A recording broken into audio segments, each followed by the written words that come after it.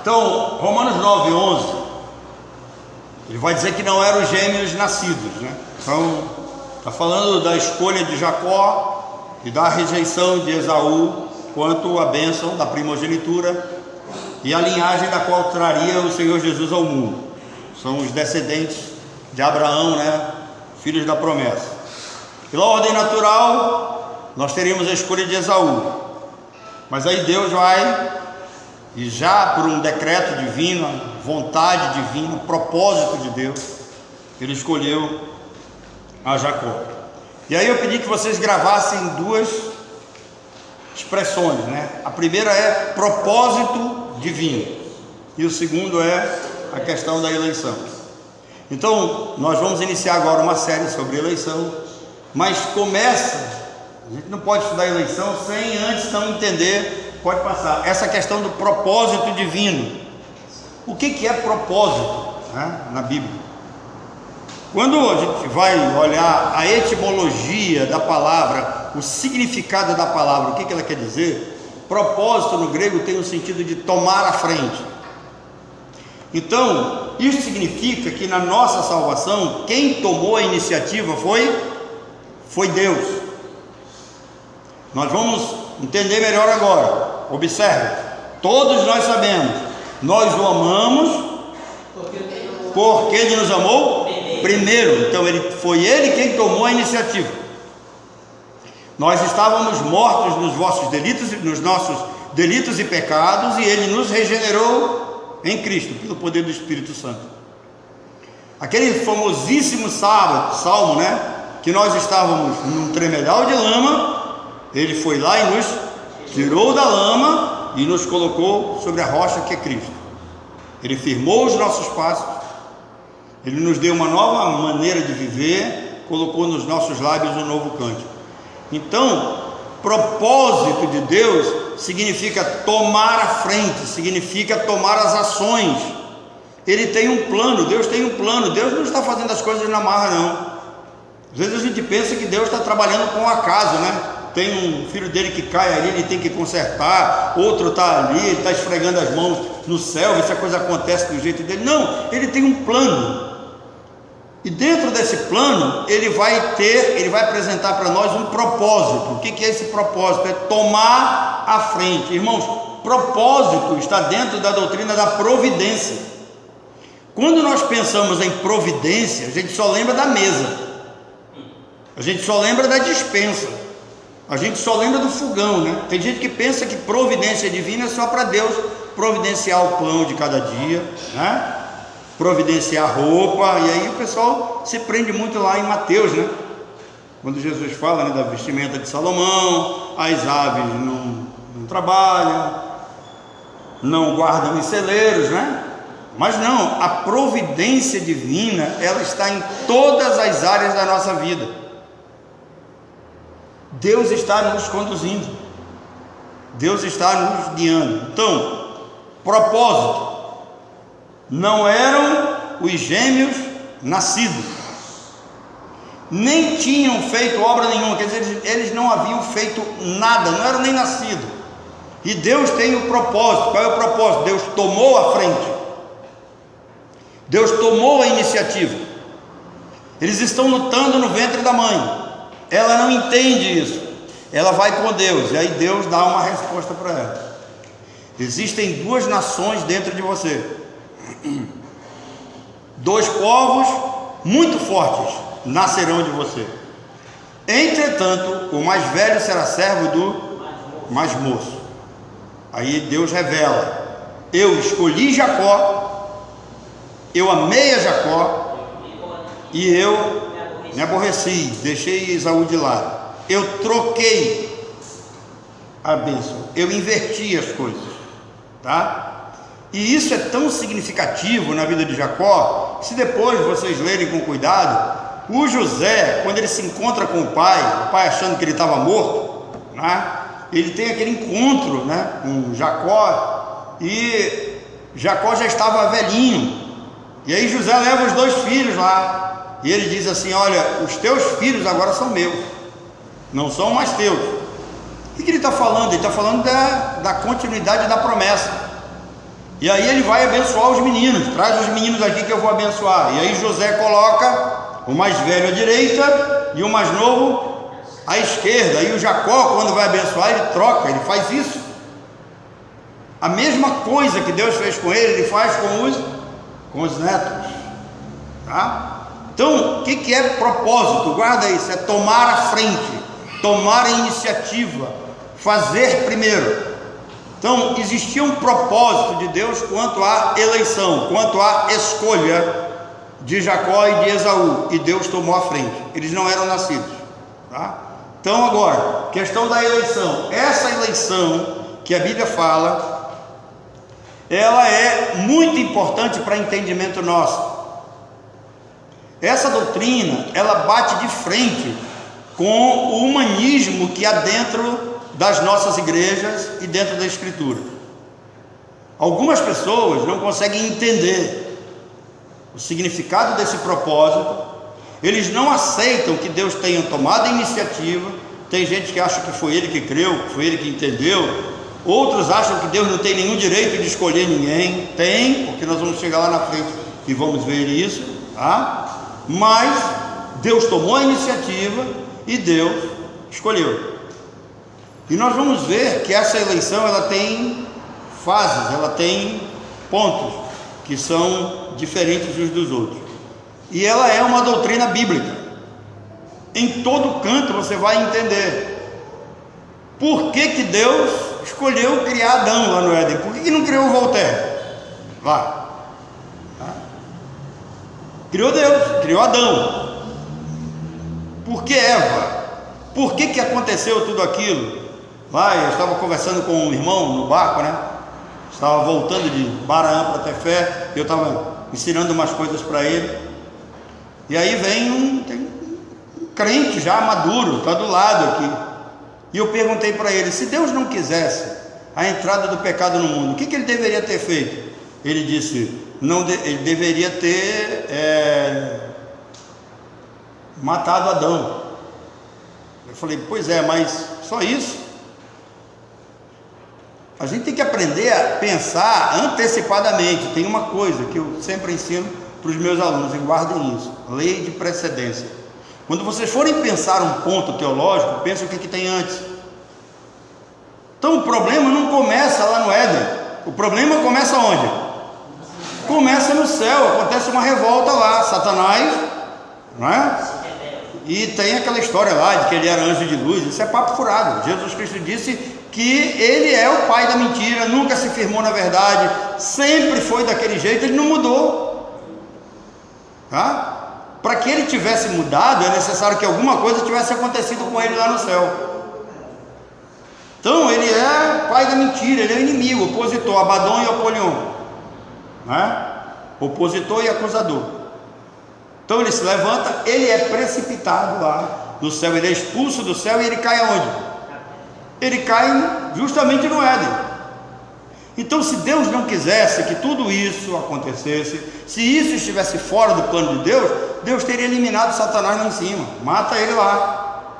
Começou lá, resolve o problema lá e cria uma humanidade perfeita, sem pecado. Mas Deus não seguiu por esse caminho. Satanás é precipitado lá, justamente no Éden, né, na terra, no Éden. Ele cria Adão e Eva lá. Um outro ponto aqui: se Deus não tivesse propósito, o que ele deveria ter feito? Ele deveria ter, em primeiro lugar, não criado aquela árvore. Por que Deus criou aquela árvore? Se ela traria, o fruto dela traria queda, para que Deus criou? Tudo bem, Deus queria deixar lá, então não precisava ter falado. Se Deus não tivesse dito para Adão: Adão, olha, essa árvore aqui você não pode comer, porque o fruto dela vai trazer um problema, o Adão nem saberia. Tem tanta árvore no jardim, ele não ia nem ligar para ela. Princípio da indução: fala as coisas e a pessoa induzida vai lá e faz, tá? Outra coisa: por que na hora que Adão vai comer, por que Deus não interferiu? Já falei isso várias vezes para vocês. Quando Abraão foi sacrificar Isaac, lembra? Quando ele levantou o seu instrumento, que ele ia ferir o menino, o que aconteceu? Deus interferiu: não faças isso, não faça nenhum mal, rapaz, tem um cordeiro aí, já é suficiente, você passou no teste. Então Deus não deixa. Por que Deus na hora não interferiu? Vocês acham que Deus não estava no Éden? Estava, Ele é onipresente, onisciente, sabe todas as coisas, tem todo o poder para interferir. Por que Ele não interferiu? Adão, não faça isso. Ou então até antes, lei de precedência, quando Satanás estava tentando Eva, era para ele ter dito: Eva, sai de perto dessa serpente, você não tem nada que trair com ela, vai lavar tua louça, passa, vai varrer tua casa, vai cuidar das tuas coisas lá. Não tem nada que está dando ouvido para inimigo. Às vezes a gente dá ouvido para o inimigo, né? E aí Deus não falou nada disso, e ela vai, né, come do fruto e dá para Adão, e daí diz: não aconteceu nada comigo, é contigo, Abraão. Por que quando Adão vai comer, Deus não interferiu? Tem uma resposta, está lá em 1 Pedro 1,19. 1 Pedro 1,19 e 20. O sangue de Cristo foi conhecido com efeito antes da criação de todas as coisas. O sangue de Cristo já havia sido conhecido com efeito, porque na reunião da Tríade Santa para a criação, entrada do pecado e salvação, no conselho da Trindade Santa, já havia sido determinado quem criaria, quem dirigiria todas as coisas, quem morreria na cruz, o Filho, e quem regeneraria o ser humano, quem operaria o novo nascimento, que é o Espírito Santo. Então a nossa salvação, ela tem a participação da Tríade Santa: Pai, Filho, Espírito Santo. Tá? E aí acontece todas as coisas. Por quê? Porque Deus tem um propósito, Deus tem um plano, e dentro desse plano Ele tomou a iniciativa de dirigir todas as coisas. E dentro desse propósito de salvação, não existe salvação fora da eleição. Não existe. Porque todos pecaram e carecem quê? Da glória de Deus. E é a glória de Deus, e para a sua glória Deus escolheu um grupo para salvação, e os demais ficaram o quê? Mortos nos seus delitos e pecados. Acabou.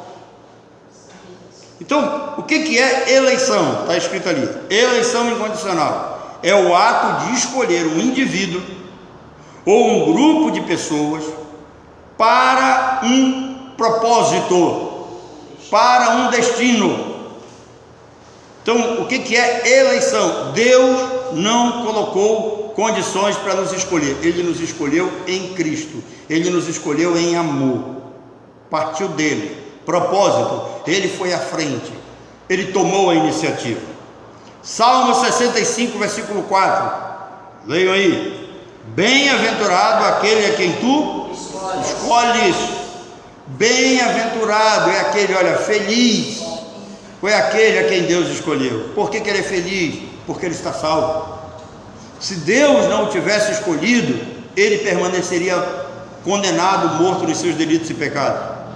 Então, bem-aventurado aquele a quem tu escolhes. E Deus não só escolhe, porque não adianta escolher e deixar lá no mundo. O que ele faz aqui? O que o texto diz?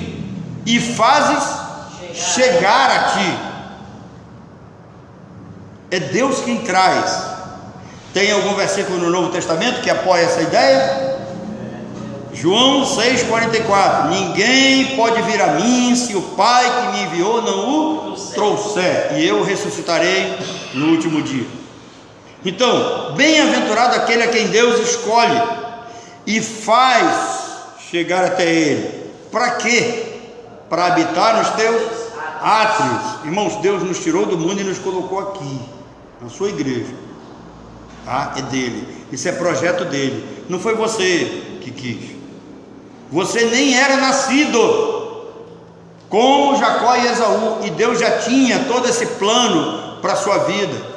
Por isso que, escrevendo no capítulo 1, no verso 4 aos Efésios, Paulo diz: assim como nos escolheu nele antes da fundação do mundo.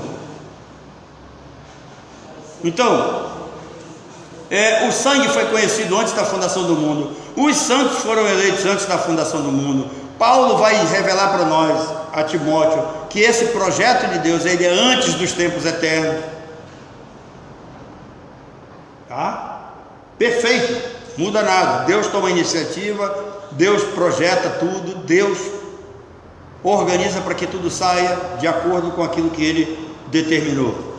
Aí depois que nós recebemos a eleição, fomos aproximados de Deus, fomos levados até Cristo e estamos habitando na casa do Senhor, aí é que entra agora a nossa parte. Ele diz: nós seremos satisfeitos com a bondade da tua casa, o teu santo templo. Deus é um Deus que se relaciona com templos. O seu povo é para estar no templo. Não abra mão disso. Tá? Pode passar? Então, essa eleição, ela consiste num ato soberano de Deus, ao escolher aqueles que Deus desejou salvar por decreto, antes da fundação do mundo. E aqui está o texto que eu citei de Paulo agora há pouco, 2 Timóteo, capítulo 1, versículos de 9 a 12, tá? Vai nos dizer isso, que foi antes dos tempos eternos. Os eleitos, eles foram predestinados com características e propósitos de acordo com esse plano de Deus. Então, Deus nos criou com características que nós aceitamos esse plano de Deus naturalmente. O verdadeiro crente, ele aceita naturalmente, ele não tem questionamento. Eu não questiono porque eu ou porque uma outra pessoa. Eu não preciso questionar. É Deus, ele é soberano, ele é o Senhor. Agora, eu me pergunto, por que eu? Eu me conheço. Sou frágil, sou pecador, sou humano, sou sujeito a erros. Por que eu? O que foi que Deus viu em mim? Absolutamente nada. Eu não tinha virtude nenhuma, irmãos, entendam isso. Não são as suas virtudes que atraíram Deus. Não foram as suas virtudes que atraíram a Deus. Foi a sua falha, foi a sua fraqueza, foi o seu pecado, foi o seu estado de condenação. Jacó e Esaú não tinham feito nenhum bem para que fossem eleitos, né? Para que Jacó fosse eleito. Não tinha feito nada. Mas aí Deus olha e vai ver quem? Esaú forte, caçador e tal, respeitado, né? E olha para Jacó, aquele menino frágil, praticamente criado pela mãe, era o cara dentro de casa. E Deus escolheu isso, acabou. Nós não sabemos quais são os critérios de Deus. Aí alguém vai dizer: não, Deus só escolhe os frágeis. Não, escolhe os fortes também. Olha a Sansão.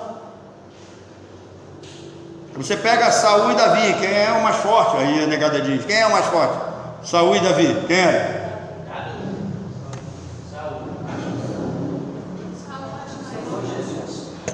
Saul era maior, mas quem matou o leão e o urso? Tá bom, vamos lá, vai dar briga.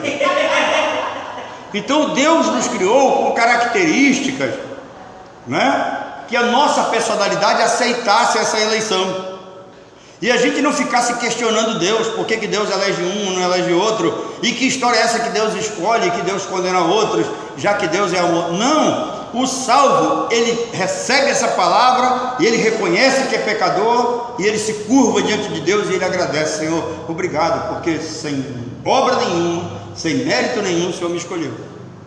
Eu sei que eu não merecia, por isso que a tua eleição ela é incondicional, mas o Senhor me escolheu. E aí qual deve ser a resposta? A resposta é uma vida de dedicação a Deus, de consagração total. Então os eleitos foram predestinados com características próprias, de acordo com o propósito para o qual foram eleitos. Os eleitos naturalmente se identificam com as doutrinas da graça. Atos 13, 48, né? Diz assim: os gentios, ouvindo isso, ouvindo Paulo pregar, né, glorificaram e se encheram de alegria, e creram todos aqueles que haviam sido destinados para a vida eterna. Quem foi que creu? Todo mundo ouviu que estava ali? Todos ouviram. Mas por que a Bíblia coloca os gentios? Porque tinha judeu no meio. O judeu não creu. Os gentios ouviram, creram, se regozijaram e creram porque estava destinado por Deus. O meu papel é passar essas verdades para vocês, o seu é brigar com Deus depois, te vira, tá? Então, os crentes verdadeiros, eles não reclamam, eles não entram em contenda com Deus. O Senhor escolheu, é propósito do Senhor, é vontade do Senhor, é uma doutrina bíblica, eu não posso fugir disso, tá? Eu não fico tentando, que nem alguns dizem que é injustiça da parte de Deus, e aí você pega logo Romanos 9, 14, 15, 16, que Paulo já sabia que ia dar essa confusão, e ele diz: porventura há injustiça da parte de Deus? Aí a Bíblia responde: de modo nenhum, porque ele diz a Moisés: eu terei misericórdia de quem eu quiser ter misericórdia. Então, se Deus teve misericórdia de nós, foi porque Ele quis, estava dentro do plano dele. E qual é o nosso papel? Puxa, Senhor, que privilégio grande ser escolhido pelo Senhor, tá? Que maravilha essa doutrina de eu saber que eu fui amado, eu fui escolhido, eu fui separado para a obra de Deus. Irmãos, isso é para a gente levantar todo dia e seguir o exemplo de Paulo. Entretanto, devemos sempre dar graças a Deus, irmãos, por vós, amados do Senhor. Deus vos escolheu desde o princípio para salvação, santificação no Espírito e fé na verdade. Essa doutrina, ela exalta a pessoa de Deus, ela glorifica a pessoa de Deus, ela não exalta o homem. Tem muita gente aí, muita igreja querendo exaltar o homem. Às vezes tem pessoas que apresentam Jesus. Teve um que percebeu lá, eu preguei todas as mensagens, ele disse: pastor, o senhor não faz apelo? Eu falei: faço. Ele disse: eu não vi. Eu falei: eu fiz o apelo, você que não viu. O que aconteceu quando eu terminei de pregar? O senhor orou. Tá bom, então deixa eu te ensinar. O homem está morto em delitos e eu não vou apelar para um morto, ele não vai nascer de novo. Eu tenho que apelar para o Senhor da vida, para Deus operar a vida nele. Quem é que convence o homem? Então eu tenho que apelar para Deus enviar o seu Espírito em direção a esse homem que está morto e que está na lama. Então preste atenção que a doutrina bíblica, ela é lógica.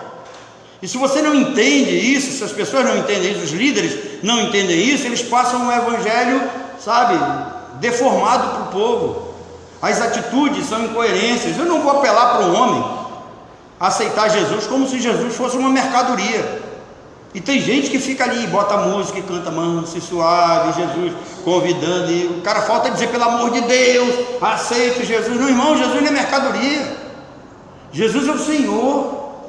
Em Mateus 11, é Ele que se revela para o homem. Se Ele não se revelar para o homem, eu vou ficar a noite todinha, meses e meses, fazendo apelo, que esse cara já está morto.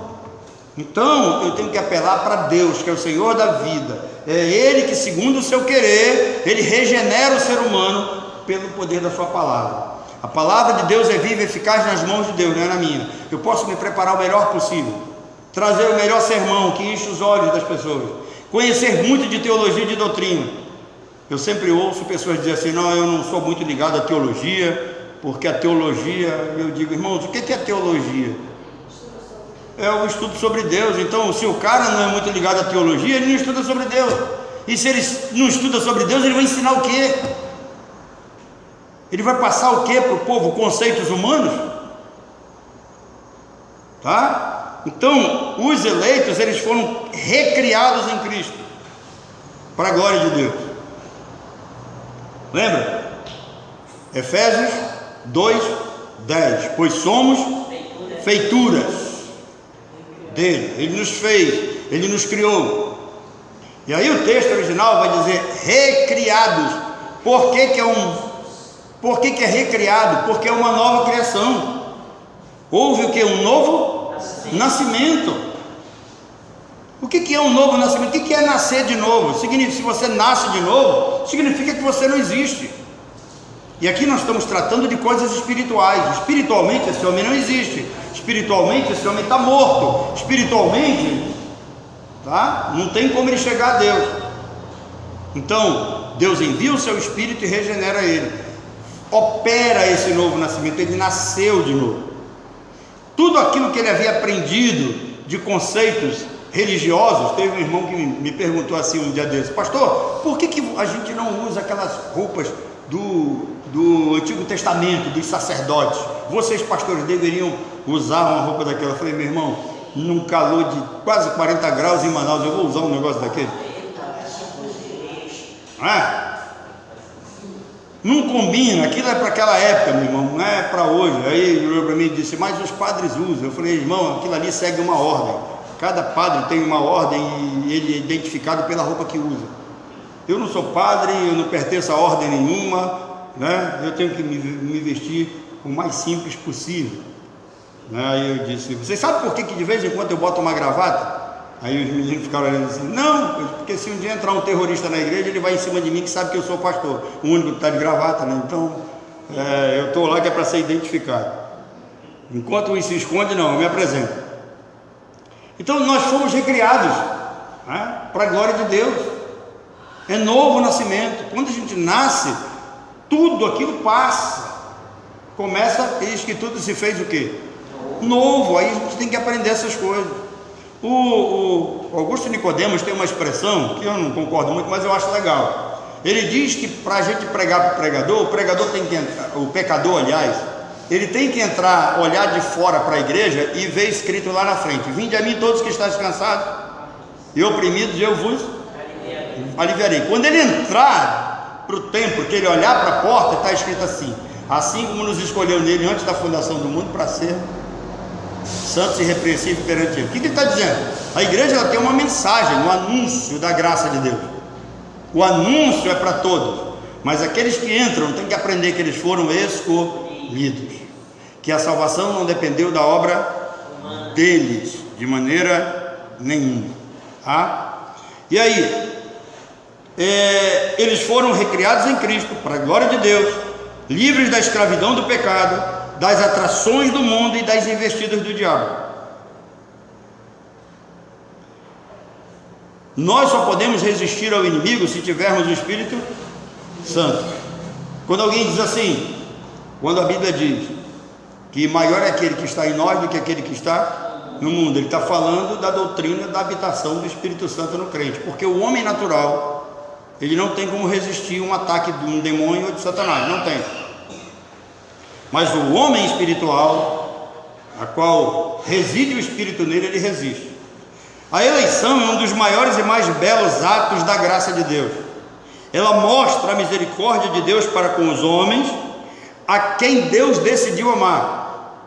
Vou repetir mais uma vez: não foram as nossas virtudes e as nossas qualidades que atraíram a Deus, foram os nossos pecados e as nossas fragilidades. Se Ele nos amou, foi porque Ele determinou isso, tá? Não há nada em mim para Deus ter me escolhido e me chamado. Então, Ele nos amou primeiro, antes da fundação do mundo. E aqui eu vou apresentar esses 5 tipos aqui para vocês, e nós vamos parar aqui e vamos continuar no próximo estudo. Então, olha só, basicamente, termos básicos, há 5 tipos de eleição na Bíblia. Tá? Tem outras eleições, como dentro da questão social, mas aqui nós estamos tratando de eleição espiritual.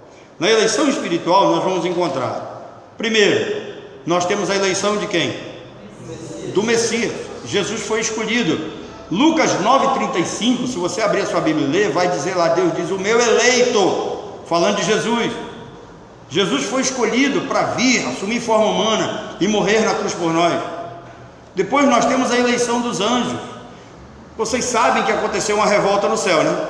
O Satanás arrastou com ele terça parte dos anjos do céu. E aí o apóstolo Paulo vai escrevendo a Timóteo, 1 Timóteo 5:21, ele diz: conjuro-te perante Cristo Jesus e os anjos eleitos.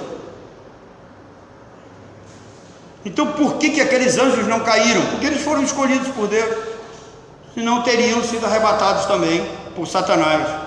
Terceiro, nós temos a eleição de Israel para ser uma nação o quê? Teocrática. E interessante que Amós 3:2 diz: o amei a Jacó, né? Jacó ali, vocês lembram que quando Jacó luta com o anjo, e a partir dali o nome dele não é mais Jacó, como é que é o nome dele? Israel, tá? Por quê? Porque é dele que vem. Quantos filhos teve Jacó? 12. As 12 tribos de Israel. Tá bom? Então, eleição do Messias, a eleição dos anjos, a eleição de Israel e a eleição para salvação. Ela é clara em todos esses textos aí. E por último nós vamos ter a eleição ministerial. Irmãos, foi Deus que escolheu Moisés para libertar Israel do Egito. Foi Deus que escolheu Paulo para ficar no lugar de Judas. Foi Deus que escolheu Judas para fazer o que ele fez. Tá bom? E foi Deus quem nos escolheu. Então essa doutrina, ela é importante nós entendermos, porque ela diz respeito à nossa salvação. Ela quebra o nosso orgulho, ela tira essa altivez humana de achar que o homem, sabe, o homem controla Deus. Eu vejo pessoas dizendo certos absurdos, sabe, que dói na minha alma ouvir isso. Já teve gente que me disse assim: olha, Deus quer salvar, mas se o cara não quiser, Deus não salva. Eu pergunto: Deus não tem poder para salvar esse homem? O poder do homem é maior do que o poder de Deus? Não, irmão. Vocês lembram de Mateus 11? Ai de ti, Corazim, ai de ti, Betsaida, porque se em Tiro e em Sidom tivessem sido feitos os sinais que foram feitos no meio de vós, há muito que elas teriam se arrependido com pano de saco e cinza. Eu pergunto, se Jesus sabe que se ele fosse lá, aquelas cidades se converteriam, por que ele não foi?